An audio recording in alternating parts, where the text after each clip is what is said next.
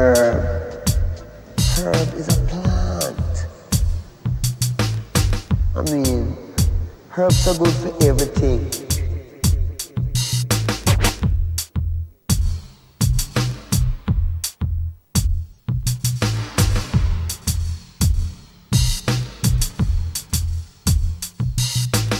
Herb.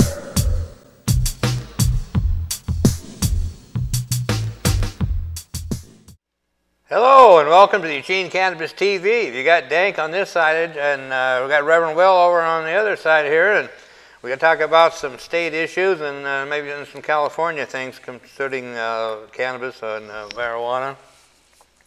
And I want to start out by talking about the political cartoon that came in the Register Guard that was out on April 28th. This is a local cartoonist, SpringerCreative.com. Yeah, I've forgotten his whole name, but shows a guy reading the paper saying, "This race for Oregon's Attorney General is disgusting. Two Democrats quibbling over the best way to distribute medical marijuana to all the slackers across the state. It makes me so mad my joints ache." His wife says, "Time for your medication, dear?" He says, "Yes. Roll me a big one, would you, hon?" So I'm trying to figure out whether this is a good joke or a bad joke as far as the issue is concerned, but it does show the hypocrisy, like one of the crew here at the studio pointed out. But then Will also had another way to look at it, especially the joint. I didn't catch the joint connection, or if there is one. But you know, it just shows the inability of people to be able to figure out what's going on. I mean, this guy Holton is directly against the medical marijuana program. There's no ifs, ands, or buts about it. He is actually an agent of the federal government. We're talking about Holton. We're talking about Holton, and this thing, what I said was, it makes me so mad my joints ache. Joints being pot, rolled, smoked. It's just one of those things. To me, it just doesn't make sense. It's just like talking about the football players, you know. I mean, nobody knows what football players, why they do what they do, but for myself, I knew a person who lived where some of the football players were, and they found them to be very responsible as far as how they smoked. You know, they didn't smoke around game time. They didn't smoke when they were going to practice and stuff. They were very conscious about what they were doing. They were just using it as a stress reliever, which is one of the things we've talked about in the past. The fact that stress exacerbates every illness out there. So if it helps you to relax, I guess that's the big problem with the government. They don't want us relaxed. They don't want us living a long life, and I don't understand why, but it just seems to be part of their process. Yeah, you can't argue with the results. So we got the press release for the Global Marijuana March, which is going to take place May 5th. That's a Saturday, May 5th. We're going to start at 11 a.m. at the Freedom Plaza in front of the Lane County Courthouse. That's the Wayne Morris Free Speech Plaza across from Saturday Market. And we're going to march around park blocks, around Saturday Market, and around downtown, staying on the sidewalks and obeying pedestrians' laws. That way we don't have to pay a fee to have a parade and use the street and all that. And then we'll come back to the plaza at noon, and that's where we'll have the rally, and we'll have speakers. We've got Alan Erickson, which is an old friend of ours. He used to work out at Condi's in the forklift, running the forklift out there, and has gotten real active, and now he's a writer and a speaker for the Media Awareness Project. He's one of the leading letter to the editor authors. Right. And so he's doing a great job. We got Bob Wolf coming. Bob Wolf is the chief petitioner of I-24, the initiative to Citizens for Sensible Law Enforcement. They're doing a great job, and a good chance it'll be on the ballot. And but he's the one that was challenged with whether or not they were doing it properly. Right. He got fined $65,000, which is the highest fine that any chief petitioner has ever been assigned in the state of Oregon. And of course, it's on the marijuana issue, you know. So they are going to fight that fine and hopefully at least get it reduced. So I'm not sure where that's going, but Bob Wolf is very well spoken, and it'll be a treat to hear him speak. Bradley Steinman is the Lewis and Clark SSTP, Students for a Sensible Drug Policy president. Very bright young man and one of our new leaders in the drug reform movement. So, Brian Michaels, attorney at law, a longtime attorney here in Eugene. He's on the normal board. He'll be speaking. Cheryl Smith, the counsel and director of Compassion Center. Then we got Elvie Musica. Elvie's been on the show before. Elvie's one of the 4 remaining CIND program members. She gets federal medical marijuana from the state. And of course, Jim Gregg is my co-director here for the event. He's a board member for Voter Power Foundation and organizer for this Americans for Safe Access. We're going to have Jim Clark, who is the Democrat candidate for state treasurer, and also he's the founder and director of the Oregon Green Free organization. John Sajo is the director and the founder of Voter Power Foundation, very instrumental in getting the initiative on the ballot in the first place for medical marijuana. Lynette Shaw won't be able to come. She has some illness in the family, so she's with LEAP. She won't be able to make it this year.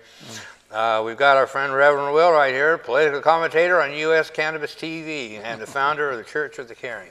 Thank you. So I like the social, by the way, that was Jim's idea, and I thought that was a really good one. Political commentator, there's your new tag. All right.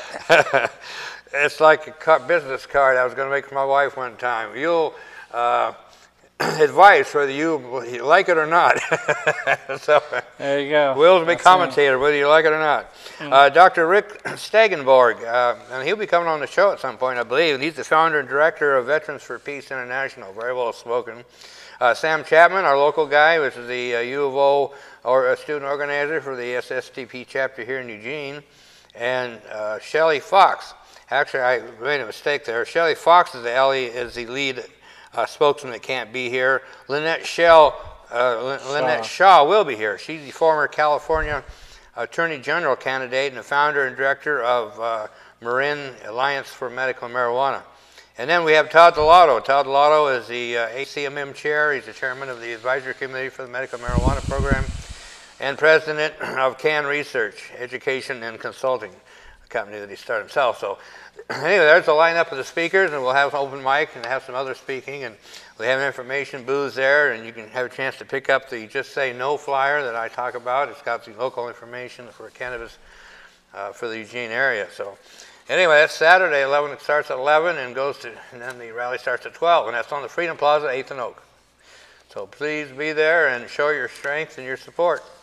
I'd also like to let you know that while that's going on, while the rally itself is going on, there's going to be a few of us who are going to go over to the federal building, and we're going to walk around both the federal buildings as we have done at each of the global marijuana marches that have existed, because we would like to be the walls of Jericho tearing the federal building down brick by brick, if that's what needs to be done, because they do not respect us and they need to. And if that's what it takes, I'm looking forward to the day when those walls tumble. So anybody who's interested, bring a bike, or you're welcome to connect with me during the rally, because I'll be taking off and going over to the federal building and doing our little thing to support the rally itself. Then we've also got this medical pot lights up Attorney General race. Yeah, we're talking about the Attorney General race again. That's the one between Ellen Rosenblum and Dwight Holton. I like the tagline, Dwight's not right. That's for it. Attorney General.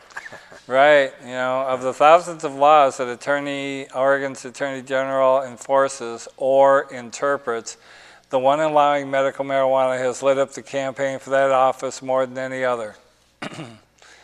In a Democratic primary where the candidates agree on many things, their differences over marijuana stand out. It's anyone's guess whether the pot vote will be enough to tip the scales, but no Republicans are seeking the job, so Democrats alone will choose the state's top lawyer in the May 15th primary. I'd like you to know that this former federal prosecutor, Dwight Holton, has called Oregon's marijuana law a train wreck, and he was the U.S. Attorney for Oregon when federal agents raided marijuana farms that were legal under state law. If that's who you want in there, understand this man does not believe in states' rights over federal rights. He is totally supportive of the federal government making a statement with no viable support or proof of how bad marijuana is supposed to be, and he wants it shut down. Pay attention, folks, for all of you, although it's a little late now if you're not registered as a Democrat, and I found that out the hard way, you're not able to vote in the Democratic primary. And that's why Holton moved from the Republican Party to the Democratic Party, because he didn't have anyone going against him in the Republican Party, and if he takes her out in the Democratic primary, then he doesn't have anyone to run against. So his rival and retired Court of Appeals judge, Ellen Rosenblum, has staked out a mellower view, saying she'll make marijuana enforcement a low priority. She has hammered Holton over the issue with the help of a political action committee that wants to legalize the drug. Mr. Holton is out of step with his own party on this issue, said Bob Wolf, director of the Citizens for Sensible Law Enforcement. He's trying to climb the career ladder on the backs of medical marijuana patients, and I, as well as me, do not find that acceptable. We already talked about his committee being fined so much, $65,000. Yeah, I went up to the rally. They had a rally last Friday up in Portland at the City Club, where they were having the third, Holton and Rosenblum were having their debate in front of the City Club. And we had a rally up there, and it was a pretty neat time. Actually, we had more Eugene people there than there were Portland people. Which is kind of unfortunate. But anyway, we had a pretty good turnout, and I met one guy that was very inspiring. He just stopped by to see what was going on. He didn't have to go to work for like an hour and a half, and he ended up putting a sticker on, picked up a sign, and joined in. And he didn't know us from Adam, up until he walked out. Wow. And I explained to him what was going on, and it was really neat. In hindsight, I wish I'd gotten his number to keep in touch with him. But anyway, it was a good time, and the debate went as well we expected. So, no, I wouldn't. One of these other stories later. I think we only got about a minute to go, so let's just go ahead and wrap this up and talk about like the marijuana march. And you got 30 seconds to tell us what you know and what you want to talk about. Mainly, my whole thing is I'd really like to see us quit being so apathetic. I would love to see 1,000 people out there at minimum to be able to be in the streets and to show the people of Eugene, because understand, it's like we don't exist. They really don't count our money when it comes into their buildings. I mean, if we had some kind of tag on our forehead that says marijuana patient, and we spend our money, maybe we could start making these people understand your city, your community would not exist without our help. That's right. The cannabis economy, Will's been telling us that for years, so we need to have the cannabis economy. Anyway, we got to wrap it up, and we'll talk about more in upcoming shows, I can guarantee you. Thank you. Are you tired of following all the rules? Ready to let loose? Have a little fun? Sounds like you need to. Get high.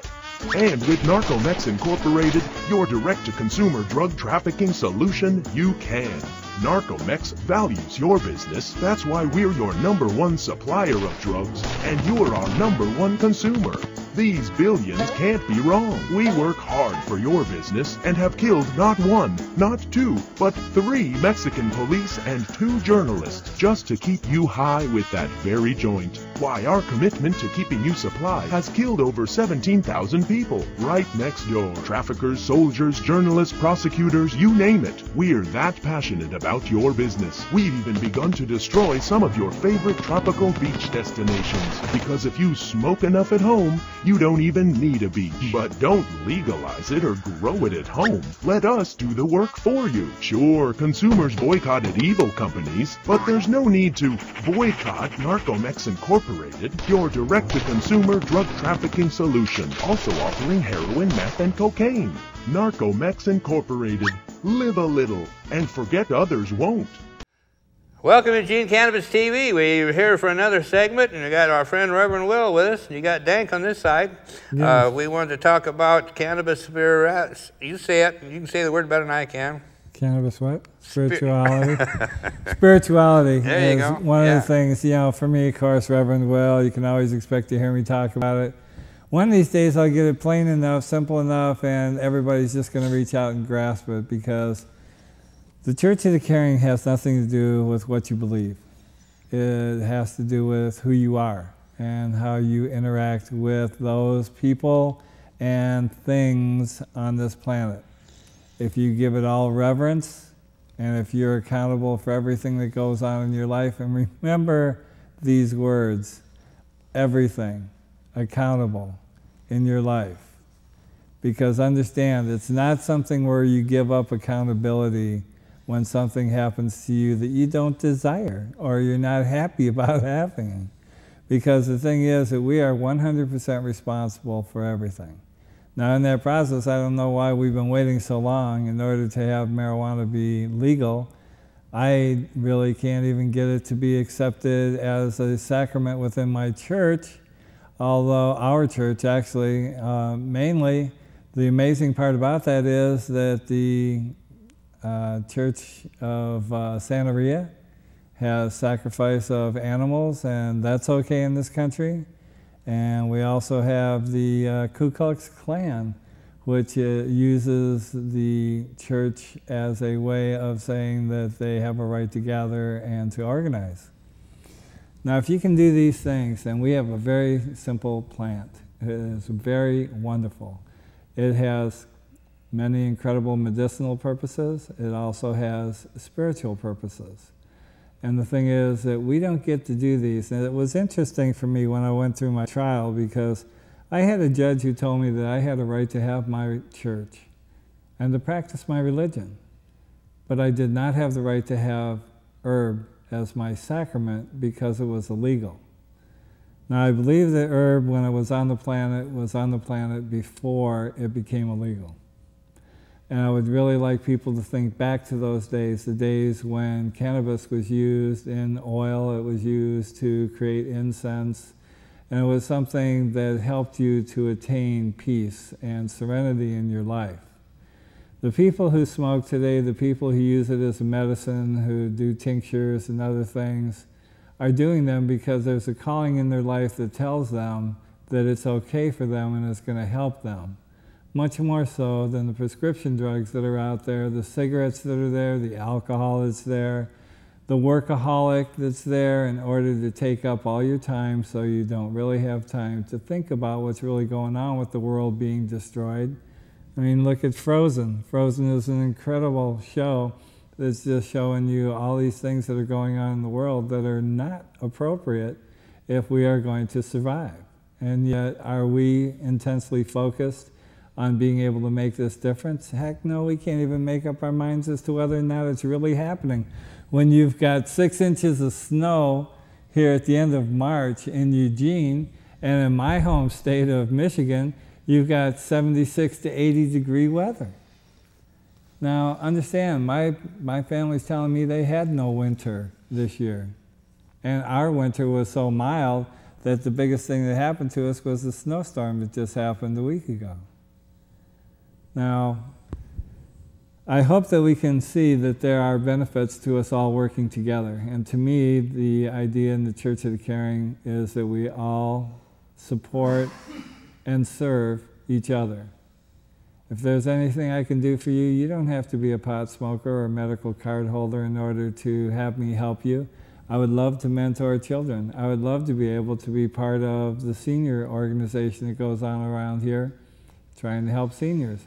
But you know what? Just like cancer, when I go and try and work with the cancer people, they don't want to hear from me. They don't want me to be there. They don't want me mentoring their children because they're afraid of the things I'm going to say because I smoke pot. You know how offensive that is? As a veteran, as somebody who's had their own business, I've had a clothing business before.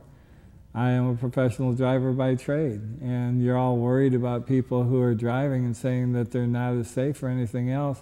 I have a great driving record, and I'm not saying that I'm the greatest driver on the road, but I am aware and I slow down if I have what I feel are any side effects or anything from having smoked earlier in the day or having taken a tincture.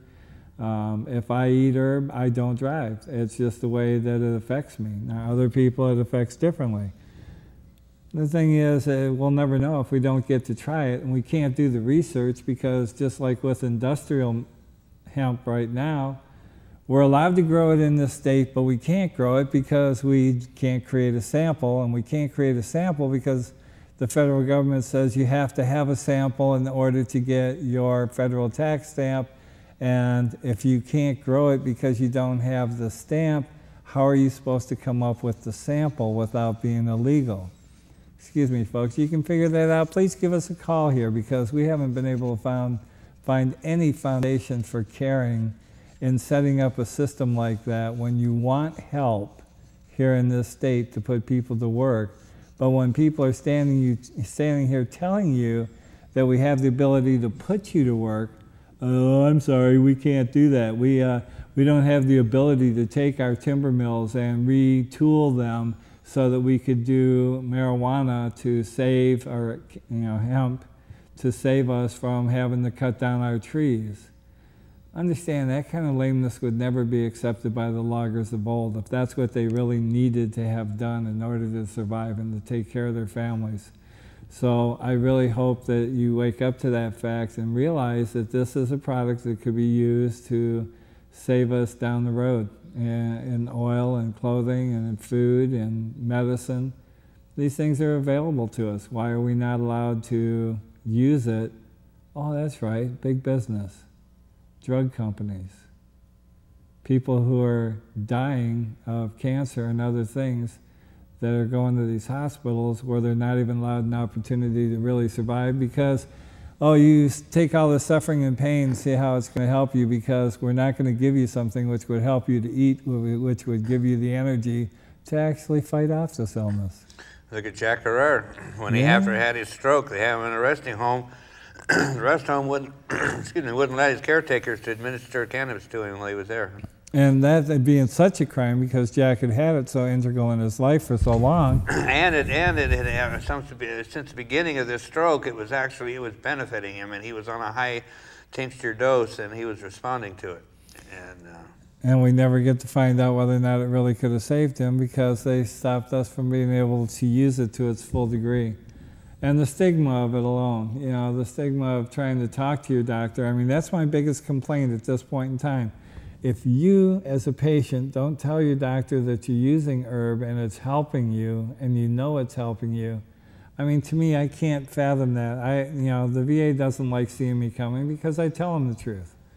When I walk in there, I'm telling them straight up from the very beginning, if you can't tell by the way I look, understand, I'll sit down and talk to you about this because this is a medicine. And just because the federal government, it's the only reason. Do you know of any other reasons? The doctors and stuff would love to support it, I believe. Not all of them understand, but then I don't think all of them understand how beneficial it can be and how many different forms it has where it can be beneficial, like Rick Simpson's oil. And like the different cannabinoids. I was told recently that the Jack Herrera plant that I got my hands on the other day is something that's incredibly medical, but if I don't follow it through to its fruition, how am I supposed to know? I mean, we can't go somewhere where it's been cataloged, where we can actually see how beneficial it is, because we're not supposed to be doing the research. We're not supposed to have it in tincture form. We're not supposed to have it in hash or hash oil form. Well, how are we supposed to know whether or not this beautiful medicinal plant can help people if we can't do the research, folks? Understand the government's been trying to find things wrong with it forever, and they haven't been able to come up with it. They haven't been able to come up with one body of a person who has died from doing too much marijuana. And yet they're trying to regulate it in the form of nanograms. 5 nanograms in Washington, and that's one of the biggest things that's stopping people from pretty much totally supporting the bill in Washington state is the fact that they can only have 5 nanograms as far as registering in their body, and if so, then they are driving impaired. So It's just something that I hope you don't mind my rambling here. It's been really kind of Dan just let me go off on this, because the spiritual aspect to me is something that's incredibly important, and we don't get to talk about it that much. And a lot of it has to do with people thinking I'm trying to change them or be the great guru leader that takes people to a new level. That's none of those things. It is what it is. And if it would have been discovered today without all of the stigma and stuff that's been put on it by no one else but the federal government. I mean, people in Israel are using it for their soldiers. People around the world are using it to create, you know, we have to buy our hemp from somewhere else in order to be able to test it when we have all of our farmers and stuff who are just dying for a crop that they can use. I had a friend of mine, his mother was ravaged by cancer, in a lot of pain, and yet she wouldn't try cannabis because it was against the law. Yeah. You know, and it's just so tragic that people. But on the other side of the coin, because my phone number is listed on the National Normal website, I get calls from people that want to know about cannabis. They want to know where they can get their card. They want to know if some have their card. They want to know where they can get medicine. But I meet a lot of people that never thought that they would ever have anything to do with cannabis. And then they end up with a medical condition, and then somebody tells them about cannabis, and they try it, and they're all just sudden amazed. But they're still feeling a little leery about it because it's kind of pseudo-illegal, and it's, like you said, it's been in the brainwash all these years.